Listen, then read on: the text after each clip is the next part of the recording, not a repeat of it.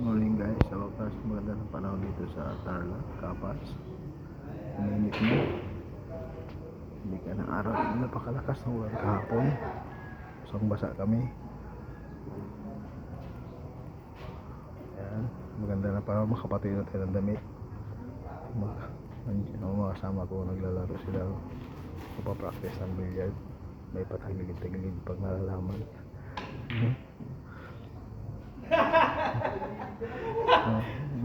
May patagilid-tagilid pang nalalaman.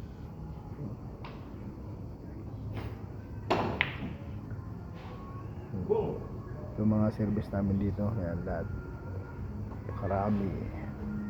Thank you Lord at mainit na, masarap mag ride. Sana sa 21 mainit sa aming pag-ride sa Bataan, sa Balis. Ingat mga riders.